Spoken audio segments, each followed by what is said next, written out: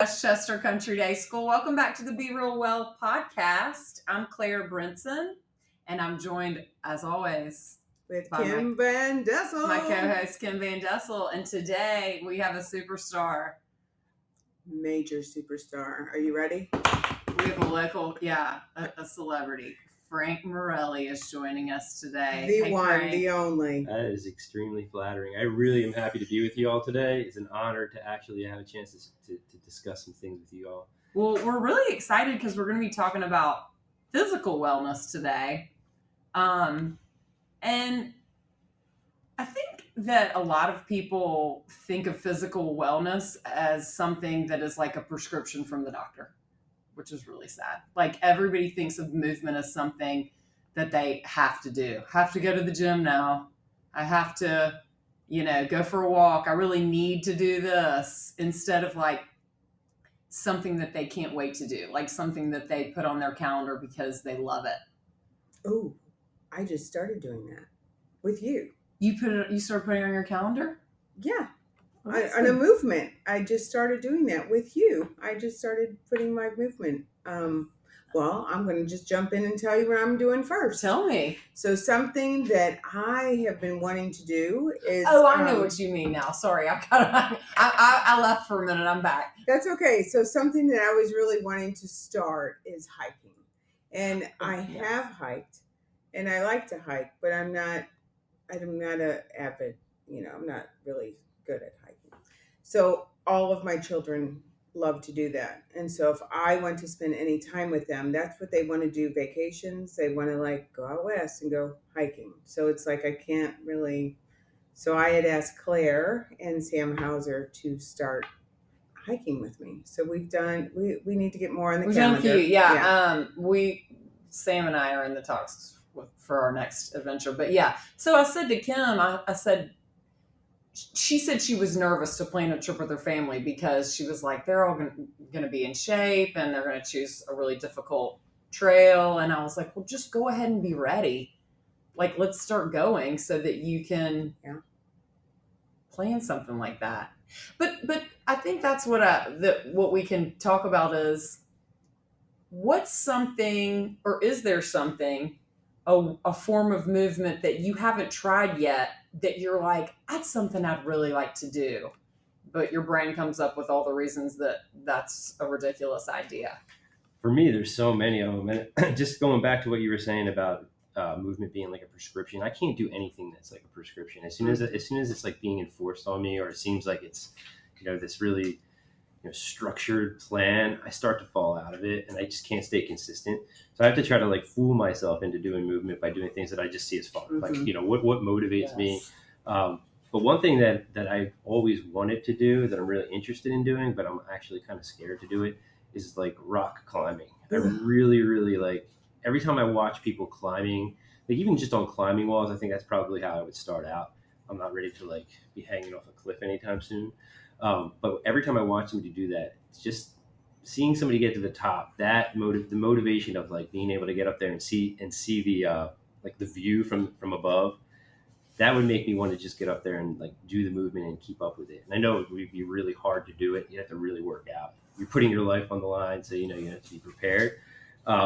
So at some point, I'm going to probably try to start doing that and find like a place where I can go and train on the climbing walls, which I've done before, and I've always had fun, mostly on like camping trips with some of the kids. And I kind of get obsessed with doing it, but I'm a little bit afraid of heights, so I don't know how that's going to work out. But it would also, I guess, kill two birds with one stone, being able to try to mind over matter. Yeah, but I love that though, that you know that about yourself, but it's still something that you want to do. I think too, because I agree with you that rock climbing is really challenging.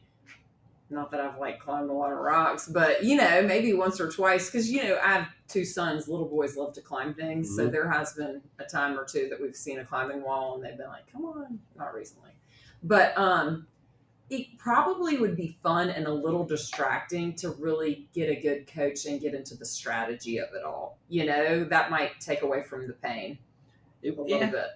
Honestly, though, I think for me, if I got a coach, it might actually make me want to do it less. Like, I'm not at a point in my life where I'm trying to become like a professional in something. It would just be Uh-huh. for fun. And I feel like, once you have a coach telling you what to do, it's for me anyway, and it has to be very personal, but for me, it would wind up making it like almost feel like a job. And anytime I turn my exercise routines into a job, I notice that I slowly start to not do them. And then all of a sudden it's not really effective anymore, such as weightlifting. I would tell you, it's right in that ballpark for me. But doing things that I think are just fun, like for example, I play ice hockey, and there's no coach involved. It's just like showing up and playing like a pickup game. But then I wind up wanting to be very good in that pickup game. So secretly, I'll go and like practice on the ice, like throughout the like. How often do you play? I usually play about twice a week. During the summer, I'll play at least twice a week, and sometimes maybe 3. In the school year, it's a little harder because a lot of times, like the ice time is at like 5 o'clock in the morning or 10 o'clock at night, so it makes it hard to fit that in. But in the summer, I'll get up and do that. But I always have a game on Sundays, where I can definitely go out there and skate for like about 2 hours. And I found that like skating is like one of the best exercises I can do right now. Getting to an age where if I lift a weight, like I'm hurt for about 2 weeks. So then it kind of just defeats the purpose of actually getting into some kind of routine of movement. So for some reason, I never expected this to be the case. I kind of just wanted to get back into hockey because I hadn't played since I was in my teens, when I was in high school, and I just wanted to challenge myself.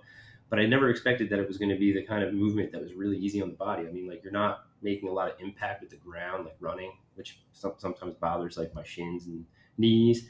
And just the actual like endurance workout that you're getting is unbelievable. Like I really shouldn't even say this on the air, but like your shirt is just drenched after you're done playing in a hockey game. So what about impact with the other players though? Yeah, if it was a real league where people were actually hitting me, I would not be able to play. But okay, so y'all take it easy on each other. This is an old timers situation. Hey. Although I did play, there was an 18-year-old that played in the game last week, and he was a bruiser, so he took a couple shots. But usually there's not like checking involved, so it's mostly you're not making contact with people.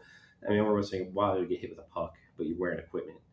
So mostly it's just like a skating workout. And, if you ever watch the Olympics, skaters are in just absurdly good shape. Well, you're balancing. You're having to use your core because you're like moving your arms at the same time that you're skating. And the other thing that I really love about that is that you've probably made some new friends. Oh, my goodness. So, well, one thing I'm noticing is that there's so many people from like Minnesota and places that you wouldn't expect living here, and places. And they're all trying to play hockey. So those are most of the people I play over at the Ice House in Greensboro. So I wound up not reconnecting, but meeting people from Canada, Minnesota a lot, New York and New Jersey and Philadelphia. There's about 4 guys on my team from Philadelphia. And there's strategy involved. So you're checking a lot of wellness boxes. Yeah, and that particular. And do any of them have interest in rock climbing? Have you brought that up? Good, to any of them? I have not brought that up, but that's a great call. I have to ask them. Probably there's a lot of adventurous. I mean, if you're playing hockey, you have a certain personality, right. And they probably would be interested in stuff like that. There's a lot of them that play golf. Just doing something like that, and then just going out slow, and just they even have like if you do like the indoor walls, and then they have all these beginning things that you can do with the clips. I thought Benedict Van Dessel would go with you. Yeah, I don't know if I can keep up with Benedict Van Dessel, but well, Benedict's in his world right now. I'm gonna sound 1,000 years old when I say this. Rock climbing would also be really good for your grip strength. I agree, which is huge. It is arthritis. I also think part of if you actually get to the level where you can go out into the real world and do rock climbing, you're doing some hiking too, and I think I love hiking, and I do that from time to time. So I think that would kind of like allow me to do that more. And anything that involves me seeing nature, like if I can motivate myself by saying, "Wow, I might see these animals or these plants." I'm really a nerd about plants, or these views. Like I'll do anything to see that. So it just kind of gets me motivated to and that's in motion. We've talked about that so many times about bringing ourselves outside into nature, and then you're touching that again about how it makes you feel when you're outdoors and seeing all of that. So that's I'm glad we keep touching back to that, because we need to get more people outside. Yeah, we spend so much of our lives inside now, and just sitting down on screens. Just having the sun touch your skin is an important moment, I think, in the day. Yeah. What about you, Claire? Is there something for you? Well, yeah, and this is like something I would say in the past few months that it's not even something I went looking for, and I haven't done it yet, but it's an idea that just kind of kept like knocking on my brain. I want to try a dance class. And so I not like salsa or line dancing or anything like that. Like I want to do a ballet class. And I think that the reason that I was so shocked when that, kind of like hit me was because I remember being a little girl and taking ballet, like not for a long time, maybe a year. And I think that I wasn't very good at it. I've never been super graceful. And when you're young and you try something new and you think you're not good, I feel like a lot of us just put that in a closet and never revisit it ever again, which is really sad. Because any of us, just like you said about ice hockey, like any of us, if we try something and when we want to be better, there's practice. So I think maybe one of the reasons that this idea hit me is because sometimes in certain yoga classes, you can feel almost like you're doing, something that touches close to ballet. And I just think it would be really fun to just try it and see. And so I have a really good friend who teaches ballet, and I called her up and she said, "Oh yeah, we'll do a combo. I'll put something together for you." So I haven't done it yet. But I think I might try just again, not to exercise, like quote unquote, just to try something new and different and see. I don't know, maybe it's something that You're inspired. You're always picking up something new. Every time I talk to you, you're learning something new. And then incorporating movement into it just makes it all better. I do love to learn. It is, yeah. So hiking is rock climbing, yeah, and ballet. I think put them all together. We something unusual. We'd be really good. Something unusual. Well, switching gears a little bit to the other probably top of mind thing when it comes to physical wellness, food, something I can't stop thinking about ever. Like I wondered that today. I'm like, does everyone think about food as much as I do? Oh, like yeah. I love to eat. I think you're kind of special on that. I don't know. I'm thinking about food about 75% of the time. I mean, Are you? Yes. I think about food all the time. I just love to eat so much. And I feel like there are a lot of things that I've gotten under control over the years. I'm not trying to take this into a spot of weaknesses. I just wanted to share this. Probably my biggest thing that I still have got to do something about is quantity. I can't stop. Like once I start eating, I'm like, it's just so good. I just want to keep eating. And then as you guys know, I want to eat everyone else's food that I'm sitting with too. It's so bad, y'all. So that is my challenge that I'm trying to get past. But let's on the positive side of things, because we're all, we've been around a little bit. We're not like 100 years old or anything, but our bodies aren't the same as they were when we were Luke's age. Oh, precious Luke is here with us. We forgot to say hey to Luke at the beginning of the show. We kind of, I think, got excited on the topic at least. I know. Started jumping in. Luke would be our laugh track if he thought anything we said was funny, but he's really just in the corner cringing most of the time. But we love that he's here because we don't know how to work the computer. Anyways, so of all of the changes you've made in the way that you eat, what's the one that has made the biggest difference in the way that you feel? So not anything about the scale, in the way that you feel. I can give you a couple. Well, first of all, I said that about 75% of the time I'm thinking about food, and probably about 100% of that 75% of the time it's cake. I love cake. I can eat. I've never met a cake that I just won't eat. I'm obsessed with it. Oh, I'm going home to make you a cake. Oh, and donuts. And she makes the best. I mean, like when we get to the points of the year where like there's always donuts in the teacher's lounge, I have to really try to not go in there because I'm just going to eat all the donuts. But so for me, one of the things that I've noticed has made a huge difference, and I'm actually kind of failing at this right now, but not like trying to cut sugar out of my diet. Mhm. And I can never really cut it totally out, but one of the places where I feel like it's done the most for me is like not eating like cakes and cookies right before I go to bed. Because we've talked about this a lot before, Claire, but sleep winds up being one of the Yeah. most important things, and I've always had kind of trouble with sleep in my life, like just being able to stay asleep all the time.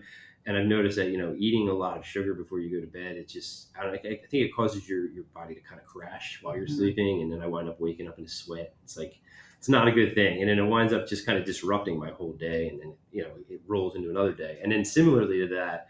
And this I'm failing at miserably right now. You can ask Mary about this because I think every time she's in the teacher's lounge, I'm filling up my coffee cup with another cup. But it's just drinking coffee and pretty much caffeine in general. And coffee is really the only thing that I drink that's caffeinated. But I don't know. I'll put away quite a few in a day. So I've been really successful in the past at just cutting coffee out of my diet. So that has been the most successful thing. When I'm not drinking coffee, I feel so much better. I miss the coffee, But but how was that when you went off of coffee? I mean, for that, was it a week? Did you crash? He's done it a few times. For anybody Yeah. that's listening, Frank and I This over is a the past struggle. decade, right? yeah, On and off, not every single year, but we've shared a classroom more years than not in the past the 10 good years. years. Yeah, the good years. And Frank and I have, so this is why we know so much about each other's sleep habits and caffeine intake. And Frank has also had a few precious students in the past that help him. Mr. Mo, how many cups is that today for you? Like they'll check in with him. But I mean, like there have been school years where I have had zero coffee, and I've been like hadn't had coffee for like a whole year. But where are you today? Today I had 3 cups of coffee already. So and it's only and you'll have more tonight. No. So that's I'm in like a little phase right now where I'm enjoying my coffee, but I'm trying to make sure that I drink all the coffee that I'm going to drink for the day before like 10 in the morning, which is a lot of coffee in the. Do you just do regular coffee or is Yeah. it foo-foo coffee? It's regular coffee. I don't put any sugar or any cream or anything in Oh, it, so at least I'm that's like really I'm good. feeling like I'm doing all right there. Yeah. Which is eliminating the sugar from my diet, but still the caffeine itself. Like I've talked to people who aren't affected by caffeine. John Hughes. Yeah, he's right up there. My God, you're not affected by it either? No Because effect. I've been at dinner with you before where you're taking in caffeine and it makes me wring my hands a little bit, but you're okay. Yeah, but the same thing happens to me especially if I drink it too late in the day. Like it just I have trouble falling asleep, and then I'm up like thinking, and my mind's racing, and the next thing I know, it's like 1 or 2 o'clock in the morning. My first class is at 8 o'clock. That's not going to have you at your best rested. So like it just kind of it creates a whole entire like domino effect for me. So I've been pretty good at just cordoning it off to like before 10 a.m. and then usually I'll try to drink as many coffees as I can for that time. Me and Mary Keever race to the coffee machine to see who can get it done first.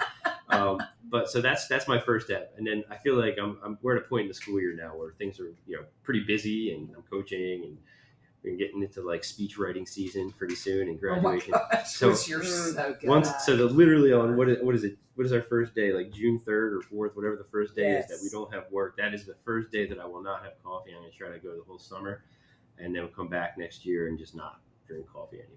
That's my goal. All right, so How many that's times have I actually failed at this? well. Listen, It's not listen. failing because you learn and you grow, right? Yeah. I mean, Well, and something that I hope all of our listeners catch on to when they're listening to this is it's so personal. Like all of these struggles and then, goals are very personal because like what Kim said, like maybe cutting out caffeine wouldn't be a goal for her because it doesn't affect the way she feels so much. Like you check in with yourself and you say, I feel better when I don't have it. I think that's really when it comes to physical wellness, we need to challenge ourselves not to be getting advice from, well, let's for sure all not get advice from social media, please, Yes. on wellness. But You shouldn't trend your health. yes, but also to base it on how you feel, not what everybody else is doing. And the movement too, just because everybody else is doing a certain thing, if you do it and you hate it, don't do it. So, but I wanted to transition when you said something about summer. So, and you and I have talked about this before, but so the thing that made the biggest difference, and I can't remember how long ago I did this, but I would say it's been 5 to 7 years ago, maybe. I made a huge transition in when I eat. And that made a big difference in the way I feel. Because I used to, forever when my kids were tiny, I would eat breakfast when they did. Like first thing in the morning, I would wake up and we would eat. And then I would eat lunch at lunchtime, quote unquote lunchtime, like 11:30 or 12. And then by 3 o'clock, I wanted to eat a whole nother meal. Like I was starving again. And of course, they were eating again. So I would like have a snack, and then at dinner time I would eat again. And for a while I could do that because when your kids are really small, you don't get to sit down. I mean, you're just moving all the time, which is really good Forced for you. exercise. Right? Yeah. For sure, yeah. And like you just But then when you don't have to do that anymore, you're still eating the same way you did. So I noticed that it just made it, I felt terrible, and I was eating when I wasn't even really hungry. I was eating because it was time to eat. And my husband's really big on it's time to eat, like at 12 o'clock. Even if he ate breakfast at 11, he's like, what's for lunch? We just ate, we don't need to eat again. But so really I've learned that my body prefers to eat for the first time at 10 or 11, sometimes in the summer, maybe not even till 12. Like I might have like an orange or an apple or something like that, and then, or some kind of fruit, and then eat lunch. If I eat for the first time at like 11, I might eat lunch at 2 or 3, but then I can still eat dinner at like 6 o'clock. And then really that's my ideal. Like if I could do that every day. I mean, as teachers, we don't always get to choose when we eat. So the school year is much more challenging, but I feel so much better when I eat at those times as opposed to when it's time to eat. That works for me too. I actually, when I was like younger, just growing up, my family wasn't huge on like making breakfast, and it wasn't because of laziness or not being able to cook. It was because of being late all the time. Imagine that. So we were always in a rush. So I remember just skipping breakfast a lot, and then as I got older, I was like, oh, I probably should eat breakfast and be like an ordinary human being, and it just didn't work for me very well. So, I found that like about 11, like I'll usually go to about 11 o'clock, and mostly I'll skip breakfast, or I'll have like maybe like a protein shake or something like that, or something really really light, and then coffee, and then and then I'll just have lunch and dinner, and I feel like that is really really helpful. It helps me to not feel like so bogged down in the morning. Yeah, I feel that's like I get exactly tired. how After I feel. after I eat down. breakfast, I'll be like, oh great, that felt great, and then all of a sudden I'm like, wow, I really feel like I need to take a nap now, and it's like 9 in the morning. That's how I am at lunchtime, and we eat so late here in the high school. I feel like 1 o'clock, and it's and then late. really you're by 2 o'clock. I'm ready. Little siesta. I feel like we need to be in Spain, right? They can have their siesta then, right? Yep. Italy too. What about you, Kim? Mine is just probably being more intentional on what I eat and when I eat as well, I would say, because I also have Crohn's disease. So a lot of things, where everybody says, got to have your fruits, got to have your vegetables, I can't eat like the normal person because that would make me sick. If I had too many vegetables or too many greens in my diet that day, I am not going to end well for the day. So I have to be a little more intentional. So I really have learned over the years to do what works for my body, what makes me feel good. Because I've had, I have friends that are vegans that they like it. I couldn't eat that. I mean, I'm not saying that's a bad thing. I think it's very healthy, but for my body, I know I can't do that. It doesn't like me for some reason. I mean, it's hard. It's a hard balance trying to figure all that out. Well, and I think too, when we're talking about the way that we feel, it's not like what you want or don't want. Like science, that's like all the new science that's coming out, like biologically, we're all so different that if we all ate the same thing each day, our bodies would do totally different things with that. Same thing for movement, same thing. So really, I feel like it's which we've talked about this a lot this whole year, get a minute to be still and really think about, how do I feel? How did that, meal make me feel? The cup of coffee and or other things. I'm not picking on you, Frank, because y'all know I got a whole host of problems. But instead of just being like, oh, who cares? Like, move on. Just say, okay, stop. What do I need to do to make it a little bit better tomorrow? Make that change. Make the change. And that's what you do. You gotta, it's movement, it's eating, it's all, and even going back to sleep when you talk about sleep. Yes. Yeah. And we got to Sleep make is it huge. enjoyable. We got to make, if there's a change that we need to make, that's why, what can we do to move that, like, we're having fun, that we're hanging out with people. Dancing. I told you when Let's she do said it. that about dancing, but mine wasn't ballet. I want to do some hip hop. And then again, which is, I'm embarrassed to say to Claire, but when I'm scrolling on my phone, doing my doom scrolling, I'll see all these Instagram things of these people our age or even older, and they're doing all this hip hop dancing. I'm like, I want to do that. I'll do it with you. I want to do that. I'll do it with you. Find us a place to do that. I will not do Same it with you. person. But I will How support fun! you. We would have so much fun. If we make a video of ourselves, he'll watch it and laugh at us. Yeah. It's amazing I because will I feel climb like a rock dancing with is you. one of the best exercises you can do, but it's like one of those things. For me, I can never figure out how people don't feel so self-conscious of themselves when they're dancing. Just because I'm such a bad dancer, but then I'll go out there and like climb a rock, and you can watch me do that. So it's gotta be self. And we chosen. could watch you play hockey. Yeah, I think that would be fun to have you. I think that would be really fun. Well, I hope that our listeners have gotten some ideas today of maybe, either a change that they could make in their diet or a new movement that they could try, or just some inspiration to sit for a minute and consider what they're doing and how it does make them feel.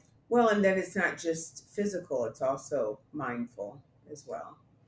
Absolutely. Absolutely. So Kim and I are starting to plan for next year. If any of our listeners have ideas or suggestions on episode topics, or if there's a special guest that you'd like us to invite. Luke? If there's a special guest you'd like us to invite, we are welcoming any and all suggestions. Open to all new ideas. Yes, we love it. And so, thanks, guys. This has been fun. Thank you, Frank. I appreciate you asking me to come on the show today. It was really fun, and I'm going to take some of your advice with me. And hopefully, the next time we talk, I'll be coffee free. Well, and I hope you're up on that mountain. Oh yeah, definitely. I'll show you. I'll send you pictures. Yeah. I know we need to follow up with each other. Yeah. Good. Well, thanks, guys, and thank you to our school community, and thank you to Luke, as always. And don't forget to make that change. Make that change.